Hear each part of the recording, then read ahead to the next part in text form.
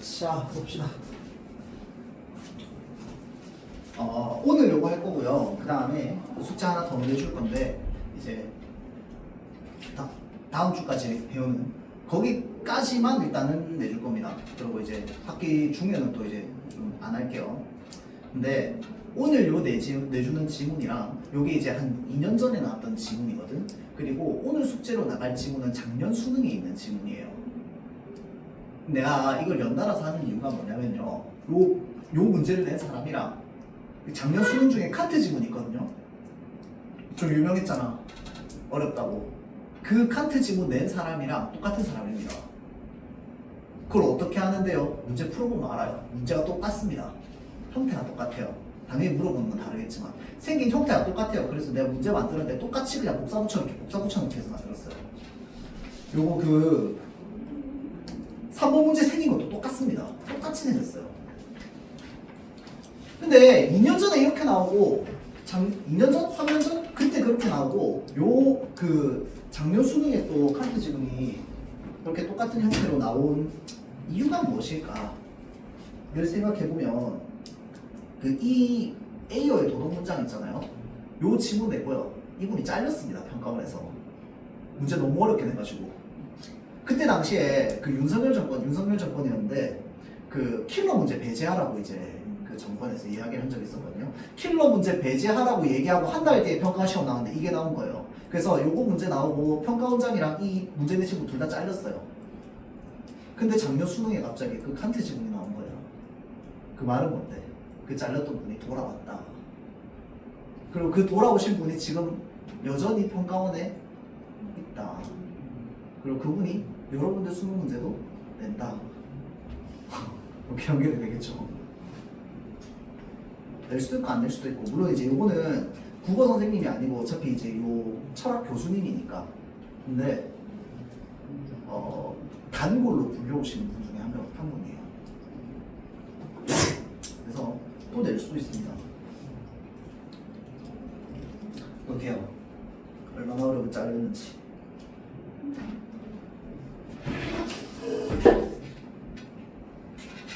자, 전통적인 윤리학의 주요 주제는 선, 올바름과 같은 도덕 용어에 대한 해명을 바탕으로 무엇이 옳고 그른지를 판정하는 객관적 근거를 찾는 것이랍니다. 자, 그러나 윤리학은 오랫동안 그에 대한 만족스러운 답을 내놓지는 못했대요. 이러한 상황에서 A어는 도덕적으로 옳고 그름에 관한 문장인 도덕 문장이 진리적합성, 즉 참 또는 거짓일 수 있다는 성질을 갖지 않는다고 주장을 펼쳤답니다. 자, 여기까지 보면요. 일단 A어가 주장한 내용을 보면은 도덕적으로 옳고 그름에 관한 문장이 있어. 걔를 뭐라고 부르는데? 도덕 문장이라고 부릅니다. 둘 똑같은 거. 다음, 이 도덕 문장은요. 진리적 합성, 즉 참 또는 거짓일 수 있다는 성질을 갖지 않는다라고 했으면 도덕 문장은 참 또는 거짓으로 나뉜다는 거야? 안 나뉜다는 거야? 나뉜다는 거야? 안 나뉜다는 거야? 자, 그래서 이거 문장 잘못 읽으면 어떻게 되냐면 진리적 합성이 않는다는까지가 뜻이라고 생각할 수가 있는데 진리적 합성은 어디까지야? 여기서부터 성질까지야. 진리적 합성이니까. 그렇죠? 자, 그래서 진리적 합성이라고 하는 말은 참 또는 거짓일 수 있는 성질을 뜻하는데 도덕 문장은 그걸 뭐 한다? 갖지 않는다고 얘기하는 거야. 도덕 문장은 갖지 않는다고. 그러니까 참 또는 거짓이 안 된다는 거죠. 그렇죠?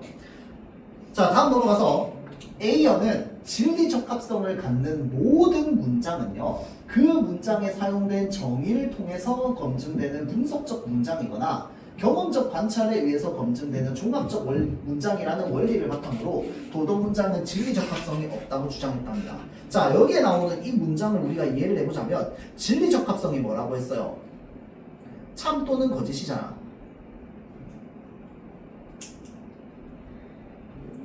자, 그래서 참 또는 거짓을 갖는 모든 문장은요. 어떤 문장이 된다? 단어의 정의를 통해서 검증되는 분석적 문장이거나 진리적 합성을 갖는 모든 문장은 분석적 문장이거나 또는 경험적 관찰에 의해서 검증되는 종합적 문장 이라는 원리를 바탕으로 도덕 문장은요 진리 적합성이 없다고 얘기했어요. 그러면 지금 벌써 문장의 종류가 몇 개가 되는 거야? 3개가 되는 거예요. 첫 번째 도덕 문장, 다음 두 번째는 뭔데? 분석적 문장, 세 번째는 경험적 문장. 그리고 이 분석적 문장이랑 경험적 문장 이 2개만 뭐가 돼? 참고짓을 가질 수 있어. 가 되는 거야. 알겠죠? 그래서 문장은 총 3개.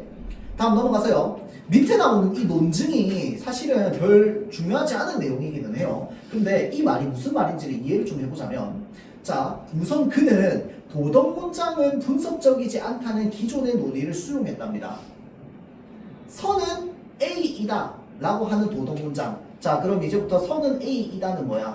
도덕 문장이야.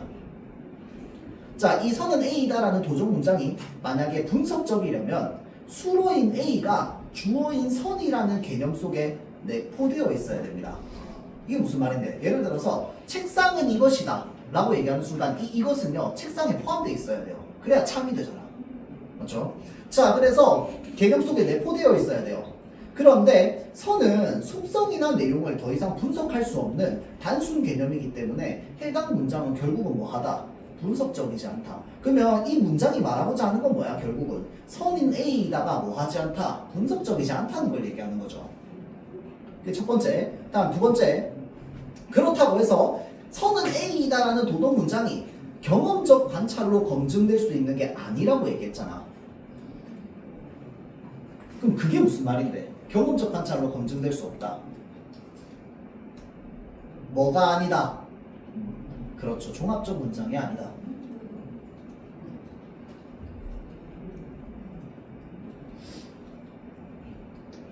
그래도 이반 수업하니까 속이 좀 시원해. 이거 가지고 종합적 문장이 아니다를 물어봤는데 아무도 대답을 못 해가지고 지금 수십 명째. 이거 다. 자, 선 그 자체는 우리의 감각으로 검증할 수 없기 때문에 경험으로 안 된다는 거죠. 그러면 이 문단이 결국 하고자 하는 말은 뭐야? 앞에 나와 있는 말 반복해서 한 번 더 얘기하는 겁니다. 맞죠? 도덕 문장은 뭐가 아니다? 분석적이지도 않고 경험적이지도 않다. 그래서 분석적 문장도 아니고 종합적 문장도 아니다. 알겠죠? 그래서 결국은 이 문단에서 말하고 싶은 건 뭐다? 도덕 문장은 뭐가 없다? 참거짓이 없다. 그걸 얘기하고 싶은 문단이죠. 자, 다음 넘어가서요. 다음 문단 보면 도덕 문장은 다양한, 잘 보세요. 감정이나 태도를 표현하고 타인의 감정을 불러일으키는 정서적인 의미를 갖는답니다. 자, 그래서 도덕 문장은 정서적인 의미를 가져요. 왜? 감정이나 태도를 나타낼 거기 때문에. 자, 다음 넘어가서 많은 사람들이 도덕 문장이 진리적 합성을 갖는다고 오해하는 것은 사람들이 전부 참거짓을 가질 수 있다고 오해하나 봐. 그건 A어의 생각이겠죠. 오해하는 것은 도덕 용어의 2가지 용법을 구분하지 못해서래요. 왜 그러냐? 그에 따르면 도덕 용어는 감정을 표현하는 표현적 용법으로도 세계에 관한 어떤 사실을 기술하는 기술적 용법으로도 사용될 수 있답니다. 2가지 용법이 뭔데? 표현적 용법이 있어요. 표현적 용법은 뭐냐면요, 감정을 표현하는 겁니다. 자, 세계에 관한 사실을 기술하는 용법을 뭐라고 하는데? 기술적 용법이라고 한대요.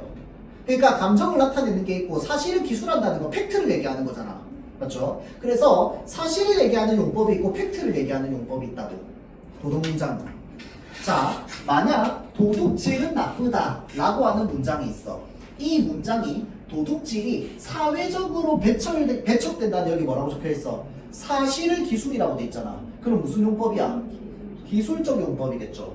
기술적 용법을 사용하는 문장이라면 이 문장은 도덕적으로 옳고 그름에 관한 것이 아니라는 거야. 그 말은 뭔데? 따라서 이 문장은 뭐가 아니다? 도덕 문장이 아니다. 자, 연결이 어떻게 돼야 돼? 사실을 기술하는 문장은 뭐가 아니다? 도덕 문장이 아니다. 가 되겠죠. 그러면 뭐하다? 경험적으로 검증이 가능하다는 거야. 그 말이 무슨 말인데? 얘는 무슨 문장이 된다? 그렇죠. 종합적 문장이 된다. 뭐를 표현한 거라면? 팩트를 표현한 거라면. 사실을 기술한 거라면. 자, 다음 넘어가서 반대로 그 문장이 도둑질에 대한 화자의 감정을 표현한 거라면 표현적 용법이죠.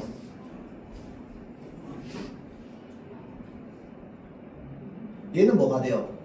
도덕 문장이 된답니다. 그러니까 A어의 입장에서 도덕 문장이 되려면 뭘 표현해야 되는데? 감정을 표현해야 되는 거야. 자, 그래서 어떤 사실을 기술한 게 아니고요.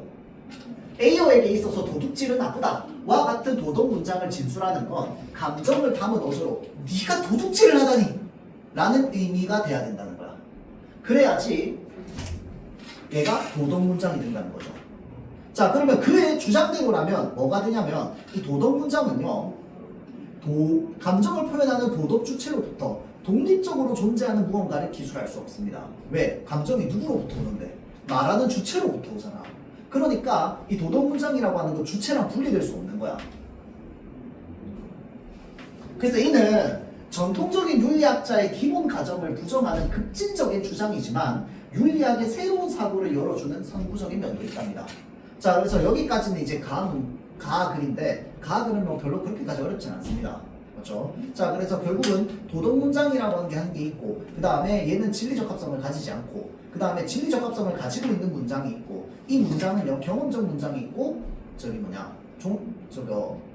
종합적 문장이 있고, 그 다음에 분석적 문장이 있고, 맞죠? 그 다음에 그 위에 뒤에 이제 도덕 문장 안에도 이제 표현적 용법이나 기술적 용법이 있는데, 사실 진짜 진정한 도덕 문장은 뭐야? 표현적 용법만 도덕 문장이 된다. 가 지금 이제 가 지문에서 하고 있는 내용이죠. 어려운 건 내가 어려워요. 나 지문. 자, 볼게요. 얘는 지금 가 지문, 나 지문으로 나눠져 있으니까 주제 통합이잖아. 그럼 얘는 연결되어 있다고. 그래서 가 지문에서 나왔던 어떤 단어나 구가 있잖아. 그러면 걔가 나 지문에 똑같이 쓰였다면 걔네는 이 둘이 같이 연결해서 봐도 되는 거야. 알겠죠? 자, 볼게요. 논리학에서 제기된 의문이 윤리학의 특정 견해에 대한 비판이 되기도 한대요. 이게 여러분들 지금 여기까지만 읽으면 이 문장이 윤리학의 특정 견해인데 무슨 견해인지 몰라. 근데 이제 글을 쭉 읽다 보면 알죠. 이 윤리학의 특정 견해가 누구를 말하는 거야? A어를 말하는 거죠. 근데 이제 나중에 글을 읽다 보면 중간에 이제 알게 됩니다. 깨닫게 되죠. 자, 그러면 논리학에서 생긴 의문이 이 사람을 뭐 하게 되는데? 비판하게 되는 거야. 논리학이 A어를 비판하게 된다고. 그럼 어떻게 비판하는데? 자, 봅시다. 다음 논의는 이를 보여준대요. P이면 Q이다라는 문장이 있어요. 그 다음에 P이다라는 문장이 있습니다. 따라서 Q이다라는 논증이 있다고 쳐볼게요. 자, 그래서 P이면 Q이다, P이다, 따라서 Q이다 라고 하는 논증을 뭐라고 얘기하냐면 전건 긍정식이라고 합니다. 전건. 전건이 아니고 전건이에요. 왜 건이라고 얘기할까요? 합성어야. 저는 앞전자고요. 건은 뭔데? 조건입니다. 조건. 그래서 앞서 나온 조건의 긍정식인 거야. 앞서 나온 조건이 참일 때 뒤에 나오는 결론이 참이 되는 거. 그거를 전건 긍정식이라고 합니다.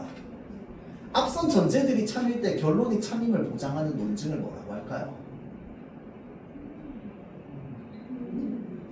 뭐라고요? 힌트 연역 귀납 중에 하나. 귀납. 아쉽게도 연역입니다. 둘 중에 하나인데 여러분들 근데 1학년 때 연역 귀납 안 했지? 그 논증하는 글쓰기 했어? 중학교 3학년 때도 해요. 근데 중학교 3학년 때는 그 단원을 하는 학교도 있고 안 하는 학교도 있어요. 왜냐면 그게 2학기에 나오는 건데 2학기가 시험을 한 번밖에 안 치다 보니까 그거를 시험 보면 넣는 학교도 있고 안 넣는 학교도 있거든. 혹시 넣었어? 이 여러분들 P이면 Q이다, P이다, 따라서 Q이다가 이게 뭐냐면 사람은 누구나 죽는다. 소크라테스는 사람이다. 소크라테스는 죽는다. 이 논증이에요. 알겠죠? 그래서 전건 긍정식은 연용 논증이랑 똑같습니다. 3단 문법. 알겠죠? 그냥 지식으로 알아두면 돼요. 자, 전건 긍정식은 근데 이거 알아야 돼. 전에 한번 얘기했던 거. 비문학 지문하면서 연역 귀납했던 거 같은데? 했지? 뒤에 하영 했어 안 했어? 나 갑자기 기억나는데. 자, 여러분들 연역은요 앞선 두 전제가 참이잖아. 사람은 누구나 죽는다가 참이고요. 소크라테스는 사람이다가 참이잖아. 그러면 소크라테스는 죽는다라고 하는 이 결론은요 100% 참일까요? 99.9% 참일까요? 100% 참입니다. 그래서 연역 논증은요 100%의 논증을 100%인 결론을 만들어낼 수 있는 논증이에요. 전제가 참이면 결론이 참임을 보증합니다. 그런데 예를 들어서 철수는 죽었다. 영희는 죽었다. 소크라테스는 죽었다.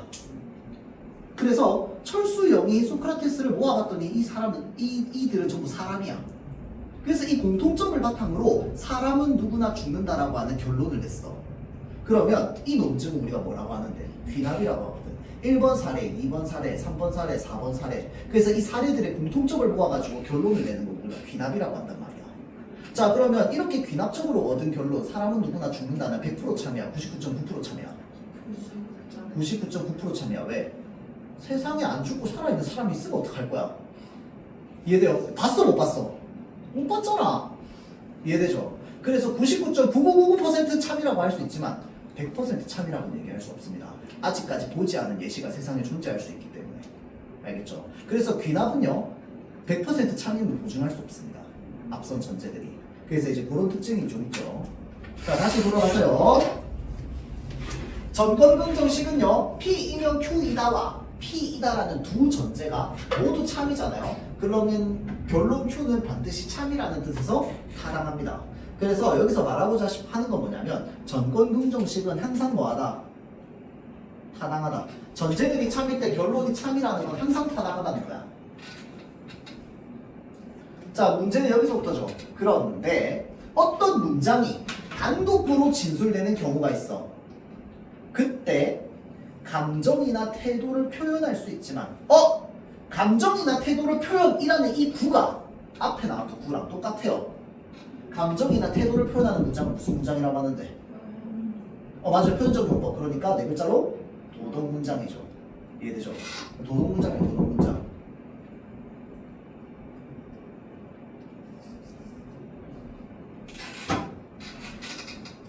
자, 다시 본문으로 돌아와서 단독으로 진술되는 경우에는 감정이나 태도를 표현할 수 있지만 그 문장이 조건문인 P이면 Q이다의 부분으로 포함되는 경우에는 그렇지 않다는 거야. 여기까지 읽고 읽자마자 바로 이해되면 진짜 천재예요. 일단 이건 예시를 봐야 돼. 예시 보면 잘 보세요. 귤은 맛있다 라고 하는 건 뭐에 해당해요? 아까 나왔던 P에 해당합니다. P이다야. 알겠죠? 얘는 P이다. P이다라고 할게요. 귤은 맛있다는 P이다입니다. 자, 그래서 귤은 맛있다라고 하는 건 화자의 선호라고 하는 감정을 표현합니다. 그래서 귤은 맛있다는 감정을 표현해요. 그 말은 어때? 귤은 맛있다는 도덕 문장이 된다는 거야.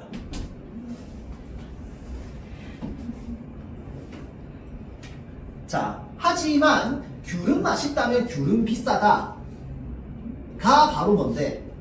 P이면 귤은 비싸다 Q이다가 되는 거죠. 그래서 이 P이다라는 귤은 맛있다라는 문장이 귤은 맛있다면이라고 했을 때 P이면으로 바뀌면 조건문이 되잖아. 그렇죠? 자, 그래서 이렇게 조건문의 일부가 돼버리면 귤에 대한 화자의 선호를 표현하지 않는다는 거야. 자, 그러면 P이면은 뭘 표현하지 않는다? 선호를 표현하지 않는다. 자, P이다는 선호라는 감정을 표현하는데 P이면은 선호라는 감정을 표현하지 않는다는 거야.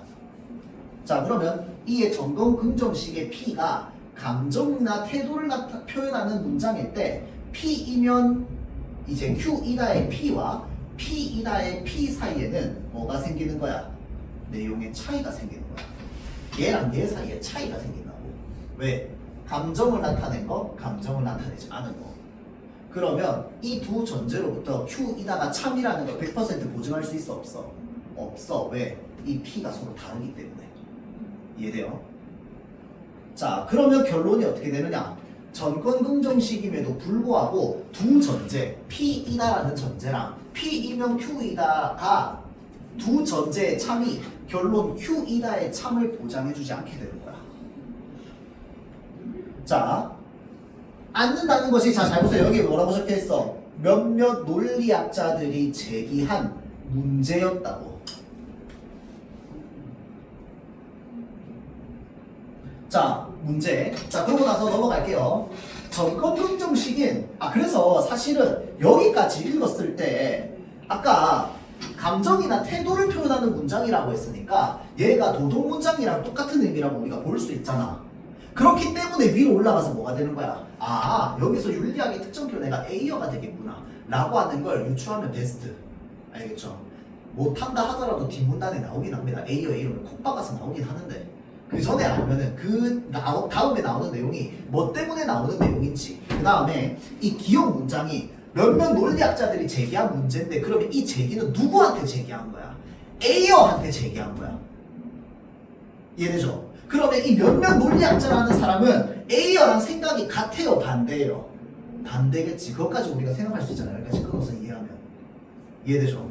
그래서 이 기억이 문장이 이렇게 끄어져 있으니까 문장 전체 끄어져 있으면 무조건 문제로 뭐 물어보는데? 의미 물어보거나 이유 물어보거나, 그리고 적절하지 않은 거 물어봐, 적절한 거 물어봐. 무조건 적절한 거 물어봅니다. 의미나 이유 물어보는 거 무조건 적절한 거 물어봐요. 그러면 이미 지문 볼 때 무슨 문제 나온지 예상 가능하단 말이야. 의미든 이유든 간에 논리학자들이 제기한 문제인데 그럼 누구한테 문제를 제기했냐고. 이게 사실 A어한테 제기한 거거든. 그래서 여기까지 읽었을 때 A어에 대한 내용이랑 반대된다는 걸 이해하면 훨씬 더 좀 쉽죠. 자, 다음 넘어가서요. 전건긍정식인 표절은 나쁘다면 표절을 돕는 것은 나쁘다. 표절은 나쁘다. 따라서 표절을 돕는 것은 나쁘다 라는 논증은요, 잘 보세요, 직관적으로 타당해 보인대요. 직관적으로 타당해 보인다는 게 무슨 말인데, 언뜻 보기에 맞는 것처럼 보인다 이 말이잖아. 맞죠? 딱 봤더니 바로 맞는 말이야. 이럼 이게 바로 직관적으로 타당해 보인다는 말이죠. 직관적으로 타당해 보여요. 하지만 표절은 나쁘다가 감정을 표현했다면 위 논증은 어떻게 되는데? 타당하지 않게 될 거 아니야. 왜? 이제 표절은 나쁘다 면에 표절은 나쁘다랑 그 다음에 표절은 나쁘다에 표절은 나쁘다가 어떻게 되는 거야? 서로 의미가 달라져 버리니까. 얘가 지금 P2면이고 얘는 P2다니까 얘네 사이에 의미가 달라져 버려서 이제 타당하지 않게 되는 거죠. 그렇기 때문에 그러므로 A어의 윤리학 견해를 고수하려면, A어의 윤리학 견해를 끝까지 지키려고 한다면 어떻게 해야 되느냐? 도덕 문장을 포함하는 전건긍정식의 타당성을 뭐 해야 돼? 부정해야 됩니다. 전건긍정식은 원래 무조건 참이되는 거잖아. 맞죠? 그러니까 원래 무조건 타당한 문장이거든. 전건긍정식은 어떤 상황에서든 타당해야 되는 문장이 전건긍정식인데 도덕 문장이 들어가 있으면 걔가 안 타당해지기 때문에 전건긍정식을 부정해야 돼요. 근데 전건긍정식이 타당하다는 거 거의 진리처럼 여겨지는 거란 말이야. 왜냐면 앞선 전제, A 전제, B 전제가 참이면 그 다음 전제가 참이 된다는 거 100%이기 때문에 100이 괜히 100이 아니잖아. 맞죠? 근데 그렇게 부정해버리거나 또는 어떻게 해야 되느냐? 전건긍정식은 뭘 포함할 수 없다? 도덕 문장을 포함할 수 없다. 그러니까 감정이나 태도를 표현하는 문장을 포함할 수 없다. 그러면 여기에 있는 표절은 나쁘다라고 하는 이 문장은 무조건 무슨 용법으로만 쓸 때만, 기술적 용법으로 쓸 때만 가능하다. 이 말이겠죠. 왜냐면 용법이 두 개였잖아. 표현적 용법은 사용할 수 없다는 거야. 도덕 문장은 사용할 수 없다는 거죠. 그렇게 전제를 해야 되는 거야. 자, 그래서 여기까지가 바로 누구 생각이냐? 몇몇 논리학자 생각입니다.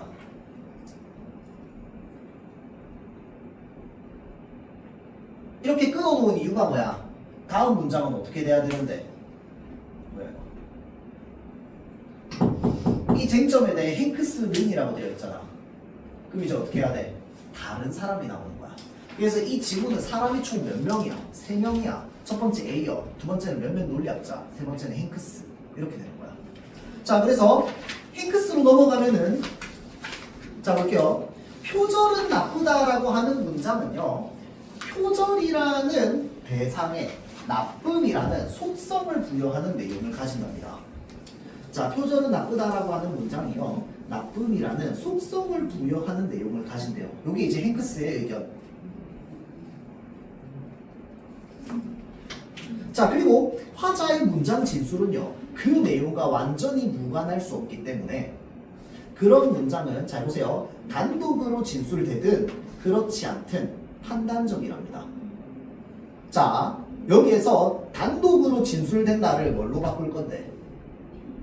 오, 속이 시원하다 진짜 씨. 일주일 동안 힘들었다. 여러분들 지금 이거 마지막 반이거든. 자, 단독으로 진술된다는 P이다를 말하는 거죠. 다음, 그렇지 않다는 그러면 뭘 말하는 거야? P이면을 말하는 거야. 맞죠? 자, 그래서 단독으로 진술되는 그렇지 않든 뭐 하다? 판단적이라는 거야. 그럼 판단적인 게 뭔데? 그건 몰라. 다음 문장이 나오죠. 자, 문장이 판단적이라는 것은 대상의 속성을 부여하는 내용을 지니는 것이 그 문장의 본질이라는 거야. 아, 판단적이라는 것의 의미가 뭐야? 속성을 부여하는 게 뭐다? 본질이다. 이게 지금 판단적이라는 말이죠.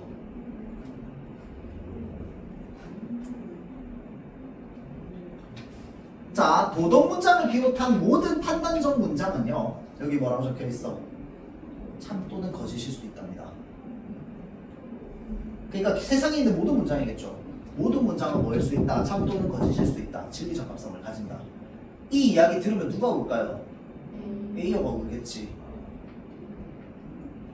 A여가 반대죠. 자, 사람 세 명이니까 비교 대조하면서 읽어야 되겠죠. 자, 다음 조건문에 포함된 문장도 판단적이라는 점에서 단독으로 진술될 때와 내용의 차이가 없다는 거야. 그 말이 뭐야? P이다랑 P이면은 서로 차이가 없다는 거야. 둘 다 판단적이라서. 자, 그러므로 그럼 이제 뭐가 되겠어? 정권긍정식은 타당하다는 결론 나올 수 있겠지. 그렇죠? 차이가 없으니까. 자, 그래서 정권긍정식은 타당해 보일 뿐만 아니라 실제로도 뭐하다? 타당하다는 거야. 그렇죠? 자, 그렇다면 P이명 Q이다에 포함된 P이다가 단독으로 진술될 경우와 다른 점은 그러면 뭔데?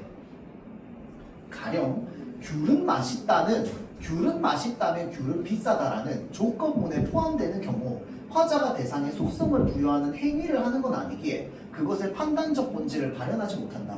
여기에서 여러분들 단어의 의미를 좀 알아야 돼요. 발현이 무슨 말이야? 발현.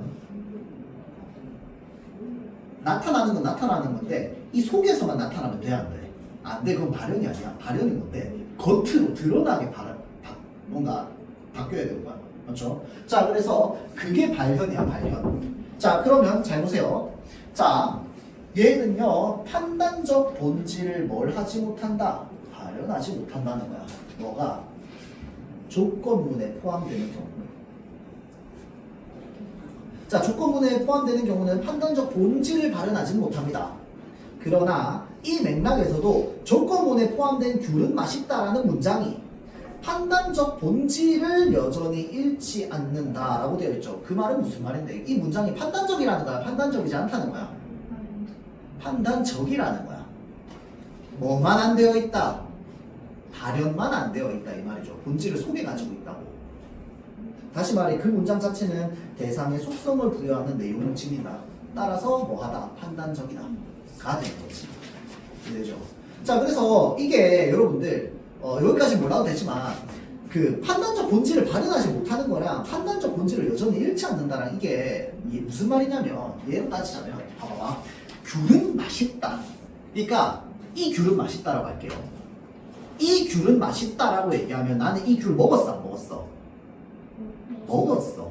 맛을 봤어. 그니까 맛있음이라는 속성 자체를 부여해주고 내가 먹어서 인증했잖아. 그럼 이제 얘는 뭐야? 맛있음이라는 속성이 겉에 막 뿡뿡 뿜어 나오는 거야.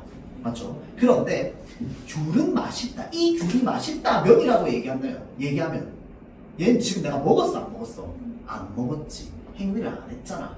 그러니까 속성이 겉으로 안 드러난다고. 근데 속에는 가지고 있으니까 만약에 맛있다면 그때는 얘는 뭐 할 거다? 비쌀 거다 이 얘기잖아. 이해되죠? 그러니까 판단적 본질이 겉에 드러나냐 안 드러나냐는 이제 화자가 주체가 그 행위를 했냐 안 했냐 이 차이랑 좀 연결이 된다고 보면 됩니다. 알겠죠?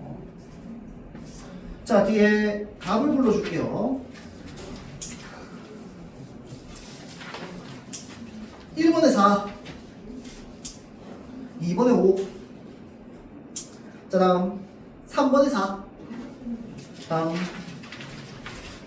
4번에 1 5번에 1 6번에 2 2번 맞았다 손 2번 문제 맞았다 손 잠깐만. 2번, 4번, 5번 문제 이거 세 문제 세 개 맞았다는 아무도 없겠죠. 2번 틀렸으니까. 2번, 4번, 5번을요 2개 맞았다 손. 1개 맞았다 손. 빵 개 맞았다. 하지마. 아무도 들지 마. 오케이. 2번, 4번, 5번이 어렵죠. 특히나 4번, 5번은 그냥 이제 킬러 중에 킬러죠. 근데 보통 지문 하나에 킬러 하나 넣는데 킬러가 2개죠. 그나마 다행이었던 건 이게 비문학 지문 중에서 제일 마지막 순서에 있었어요. 그때 당시에. 그러니까 보통 이제 비문학은 항상 그 대부분의 학생들이 마지막에 푸니까 보통 이제 여러분은 선택 과목이 없지만 위에 세대는 선택 과목이 있으니까 보통 화작이나 엄매 선택 과목을 먼저 풀고요. 그 다음에 문학 풀고 독서 푸는 게 일반적이거든. 이제 보통은 문학이 좀 더 쉽기 때문에 왜냐하면 문학을 연계해야 되니까 EBS에서. 그러니까 이제 보통 독서를 나중에 푸는데 이게 맨 마지막 지문이어가지고 그런데 가끔씩 문학이 진짜 약한 학생이 있어요. 그런 학생들은 독서 먼저 푼단 말이야. 독서 먼저 풀면 망했겠죠. 이런데 하루 종일 걸려가지고. 자, 2번 문제 볼게요. A로부터 추론한 내용. 자, 방금 내가 읽었던 방식으로 읽으면 사실 별로 어렵지 않습니다. 결국 행크스가 얘기하는 건 뭐야? 판단적 본질이 있다 없다는 거야. 있다는 거야 없다는 거야. 조커문의 일부로 들어갈 때 귤이 맛있다 면이라고 될 때 판단적 본질이 있다 없다? 있다고 얘기하는 거야. 대신에 발현은 안 되고 내부에 가지고 있는 거지. 맞죠? 자, 그래서 잘 보세요. 귤은 맛있다면 귤은 비싸다에 포함된 귤은 맛있다는 판단적이지 않다라고 하면 맞는 말이야 틀린 말이야? 틀린 말이야. 판단적 본질을 여전히 잃지 않는다고 했기 때문에. 자, 다음 2번. 표절은 나쁘다라고 하는 이 문장이 단독으로 진술되었을 때 참 또는 거짓일 수 있다. 이거 완전 맞는 말이죠. 판단적인 거. 단독으로 진술되든 아니든이라고 했으니까. 자, 다음 3번. 귤은 맛있다라는 이 문장이 조건문의 일부, 그러니까 피이면으로 되면 조건문의 일부로 진술될 때는 대상의 속성을 부여하는 내용을 지니지 않는다라고 되어 있어요. 자, 지금 속성을 부여하는 내용을 지니지 않는다라고 되어 있죠. 자, 그러면 미안합니다. 이 2번 선지 이상하네요. 지금 때에 만이라고 되어 있으니까 만은 틀렸죠. 그래 뭔가 이상하더라. 진술되었을 때 참 또는 거짓일 수 있는데 만은 아니죠. 왜냐하면 단독으로 진술되든 아니든 전부 이제 판단적이라고 했으니까. 그렇죠? 자, 다음. 자, 귤은 맛있다라고 하는 이 문장이 조건문의 일부로 진술될 때는 대상의 속성을 부여하는 내용을 지니지 않는다. 맞아요? 아니죠. 속성을 부여하는 내용을 지니지 않는다라고 하는 게 다른 말로 바꾸면 뭐야? 판단적이지 않다 이 말이잖아.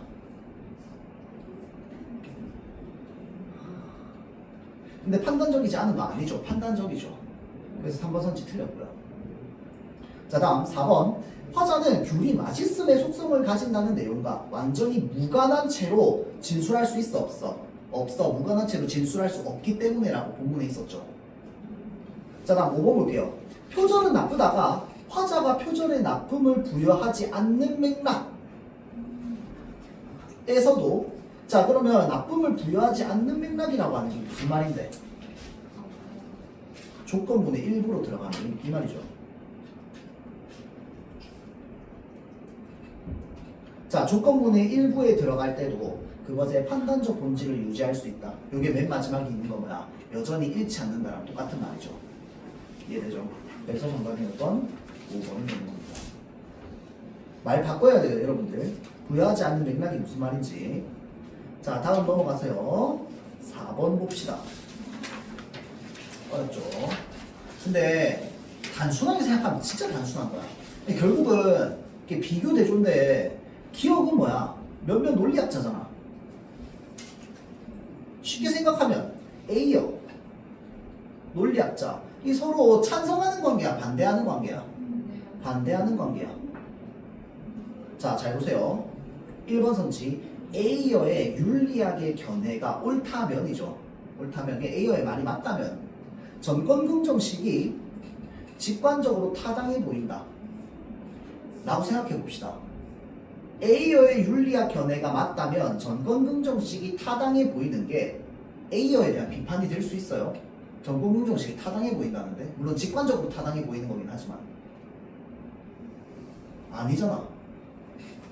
기억은 논리학자죠. 논리학자들은 A어에 대한 비판이 된다고요? 아니죠. 이 논리학자들은 뭐가 A어를 비판하는 내용이라고 했어? 도덕 문장을 포함하는 정권긍정식이 뭐하다? 타당하지 않다가 비판하는 내용이었잖아. 그러면 직관적으로 타당해 보인다라는 말이랑 타당하지 않다랑 똑같은 말이야? 아니에요. 직관적으로 타당해 보이면 실제로 타당할 수도 있잖아. 언뜻 보기에 타당한 게 타당할 수도 있고 언뜻 보기에 타당한 게 타당하지 않을 수도 있잖아. 실제로는. 그래서 전권긍정식이 직관적으로 타당해 보인다라는 점이 A의 윤리학에 대한 비판 내용이 될 수 없습니다. 이건 오히려 A가 도와주는 거지. 그래서 본문에 보면 뭐라고 돼 있냐면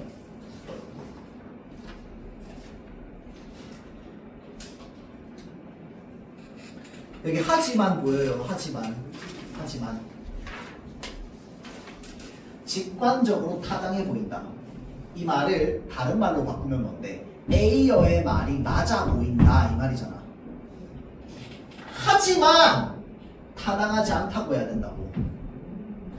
타당해 보이지만 타당하지 않다고 얘기해야 된다고.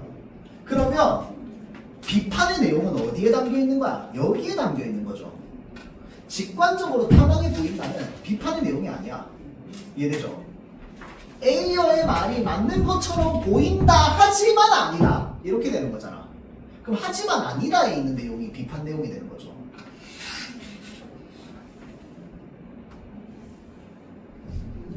그래서 1번 성지가 어떻게 된다? 틀린 말이 되는 겁니다. 이해되죠? 자, 다음 2번 볼까요?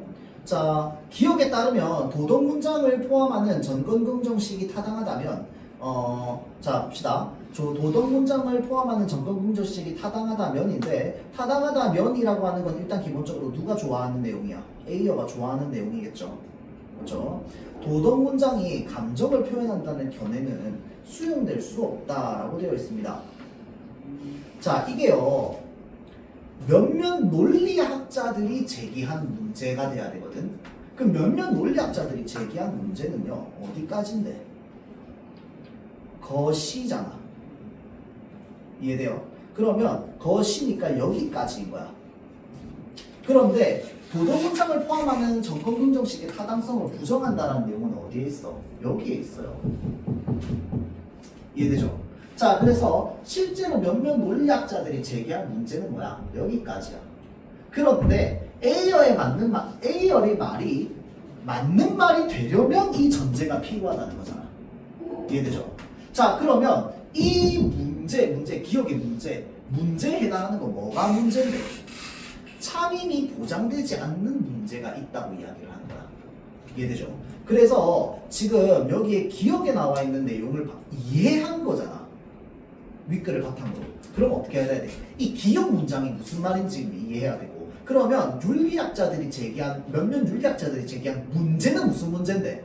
도덕 문장을 포함하는 전권긍정식이 타당하지 않다는 문제가 있다는 그 문제를 얘기하는 거야.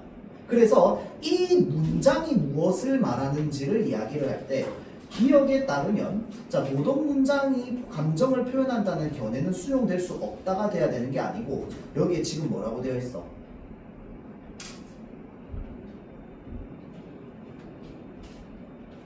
본문에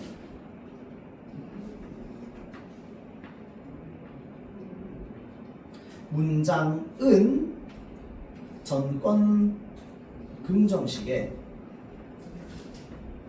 포함될 수 없다가 되는 게 결론이겠죠. 본문에 따르면. 맞죠? 도덕 문장은 전권긍정식의 그 일부가 될 수 없다고 얘기했으니까. 그러면 이제 연결해봐. 도덕 문장이 감정을 표현한다라고 하는 견해가 수용될 수 없다는 거랑 감정을 표현하는 이 문제 도덕 문장이죠. 감정을 표현하는 도덕 문장이 전권긍정식에 포함될 수 없다는 똑같은 말이냐고. 똑같은 말이 아니죠. 얘는 뭐야? 도덕 문장이 감정을 표현한다는 것 자체를 부정하는 거잖아. 얘는 뭐야? 도덕 문장이 세상에 있을 수 있어. 그럴 때는 어떨 때만 있을 수 있는데 P2다일 땐 도덕 문장이 쓸 수 있잖아. 대신에 P2면으로 들어가면 그때는 포함될 수 없다고 얘기하는 거잖아. 근데 이번 문장, 도덕 문장이 감정을 표현한다는 견해가 수용될 수 없다는 건 P2나도 도덕 문장이 안 된다는 뜻이잖아. 이해되죠? 그래서 지금 이번 말이 지금 잠깐만 적절하지 않은 거잖아. 맞죠? 도덕 문장을 포함하는 정권 공용식이 타당하다면 도덕 문장이 감정을 표현한다는 견해는 수용될 수 없다고?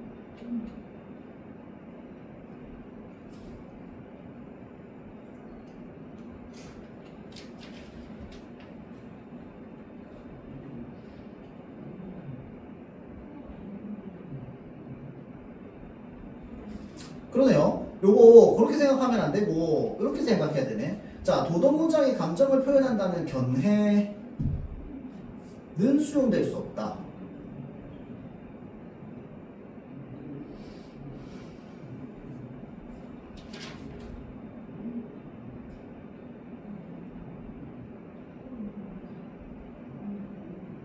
그러네. 이거는 이 문장만 가지고 그냥 맞냐 안 맞냐를 볼 수는 없겠네. 이거 문장 자체도 틀리긴 틀렸어요, 내용이. 왜냐면 그러니까 감정을 표현한다는 견해는 수용될 수 없다라고 되어 있는데 요게 지금 결국은 P2나도 감정을 표현하는 건데 지금 얘는 수용될 수 없다라고 했으니까 내용상으로 틀린 게 맞아.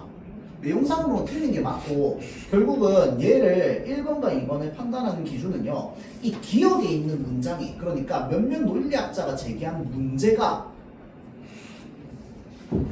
그 해당하는 내용이냐 아니냐를 봐야 될 것 같은데,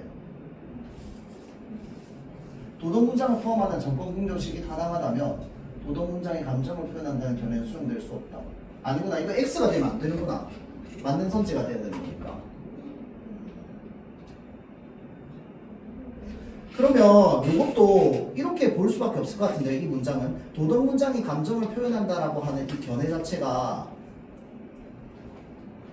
결국은 A어의 생각이고, 몇몇 논리학자들은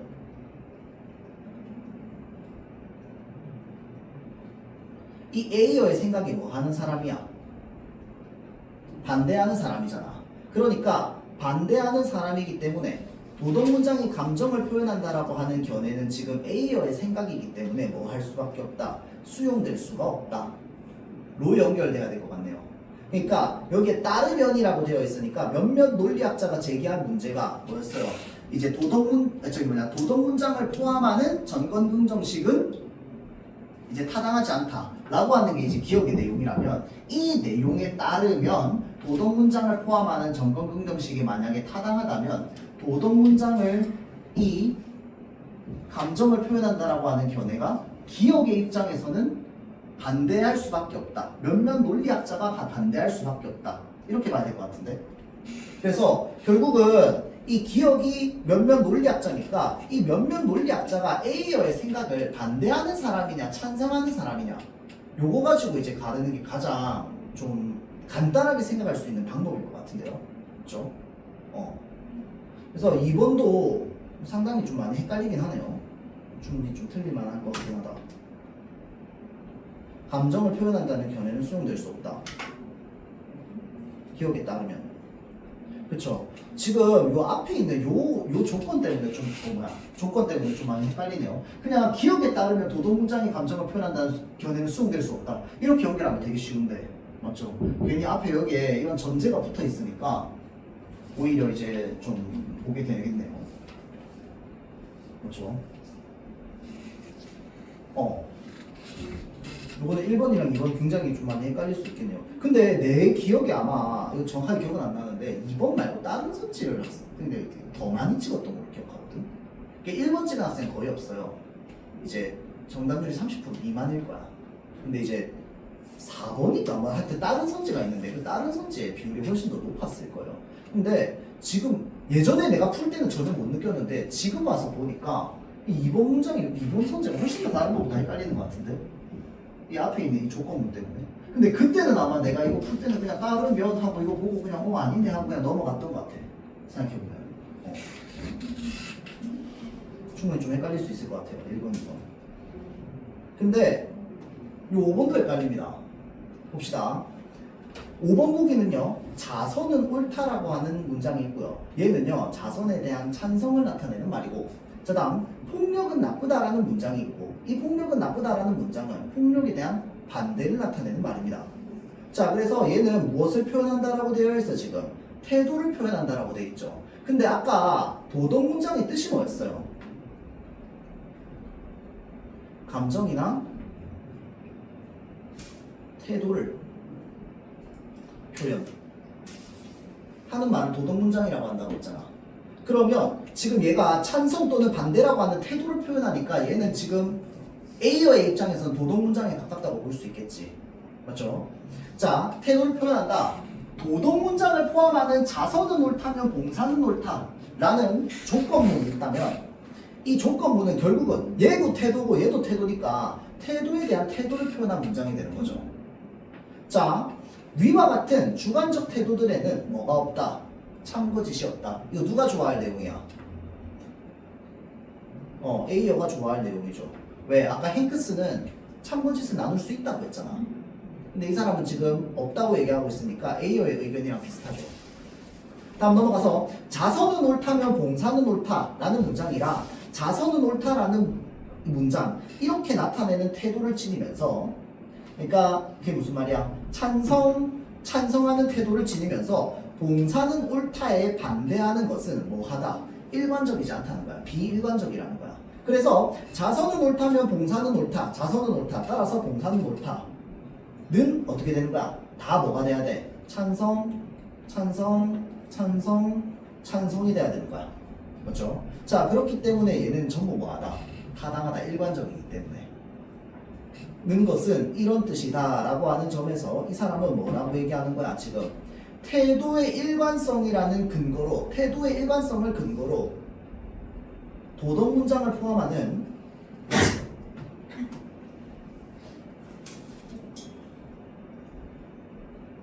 전권긍정식은 타당하다 이 얘기하고 있는 거지. 그러면 이거는 A어의 생각을 도와주는 내용이야 아니면 반대하는 내용이야? 도와주는 내용이겠죠. A어가 이 생각에 반대할 이유는 없어. 맞죠? 자, 1번 선지 보면요. 도덕 문장이 태도나 감정을 표현한다라고 하는 주장은 A어가 했던 주장이죠. 자, 도덕 문장을 포함하는 조건문이 태도에 대한 태도를 표현한다. 요거는 뭐야? 보기에 나오는 내용이죠. 상충하는 구음이라고 되어 있습니다. 그러면 보기에 나오는 이 사람과 A어의 생각은 서로 상충해요? 아니면 상충하지 않아요? 상충하지 않지. 서로 충돌하지 않습니다. 두 생각이 똑같기 때문에. 그래서 정답이 몇 번이 되는 거야? 1번이 되는 겁니다. 요거 몇 번이 헷갈렸어요? 2번? 2번 볼까요? 자, 논증의 타당성이 전제와 결론의 참에 의해서 규정된다는 주장. 이 주장은 누구의 주장이야? 몇몇 논리학자의 주장은 타당성을 논증에 나타낸 태도 사이의 관계에 의해서 규정할 수 있다는 보기의 주장과 상충하는 군. 결국은 뭐야? 몇몇 논리학자랑 보기 내용이 상충하냐 상충하지 않냐? 서로 충돌하죠. 왜? 보기의 내용은 뭐였어? 도덕 문장을 포함하는 전권긍정식이 타당하다. 몇몇 논리학자는 전권긍정식을 포함하는 도덕 문장이 타당하지 않다. 이렇게 얘기했으니까 서로 상충되죠. 또 다른 선지 있어요? 4번? 4번도 많이 찍었어요. 4번 봅시다. 자, 귤은 맛있다가 귤에 대한 화자의 선호를 표현한다라고 하는 주장은요. 누구 주장인데? 선호를 다른 말로 하면 뭔데? 감정. 그 말은 무슨 말이야? 귤은 맛있다라는 문장이 감정을 표현한다. 감정을 표현하는 문장이라고 얘기했던 건 누군데 그러면? A어가 돼야 돼요. 그러니까 이 글이 나오는 부분은 몇몇 논리학자가 나오는 부분이 맞거든. 근데 선호를 표시한다라고 얘기하면 이거는 감정을 표현하는 문장이기 때문에 A어의 생각인 거야. 알겠죠? 감정을 표현하는 도덕 문장이라는 거잖아. 자, 그래서 이 A어의 생각은 자선은 옳다가 자선에 대한 화자의 찬성을 표현한다라는 보기의 주장. 그러면 결국은 뭐야? A어랑 보기의 주장이 서로 상충하냐 상충하지 않냐? 상충하지 않죠. A어랑 보기는 같은 생각을 가진 사람이니까. 그래서 상충하지 않는 것이 뭐가 되는 거야? 맞는 말이 되는 겁니다. 알겠죠? 자, 그래서 이렇게 우리가 좀 풀어보면 된다. 이제 다음 주에 내주는, 그러니까 오늘 내주는 숙제는 이것보다 좀 쉽습니다. 지문은 난도가 똑같아요. 근데 이제 저기 문제가 확 쉬워집니다. 근데 그래도 논란이 많았죠. 자, 그래서 여기까지 하고요. 이 문법 한번 펼쳐봅시다.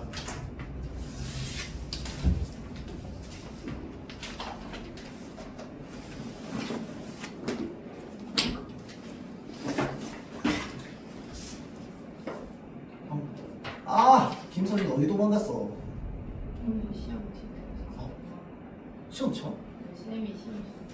아 그러니까 갑자기 생각난다. 테스트 한다고? 오케이. 10분 쉬는 시간 가졌다 갑시다. 그래서 공부 안 했어요.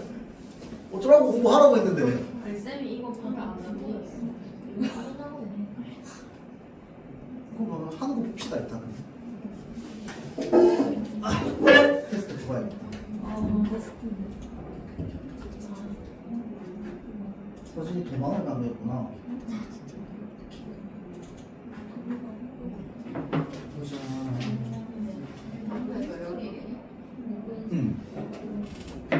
근데 그것만 보면 안 되고 사실은 형태소를 끊어야 돼가지고 그냥 종합적인 이해가 필요해요. 아 끊는 거 물어보는 거예요. 조금 어려워. 네? 어려워. 아니다, 좀 많이 어려워요. 하나, 둘, 셋. 내가 하였어 뭘 들었어 진짜 제가 고민을 하는 좀 잘못을 많이 하긴 하고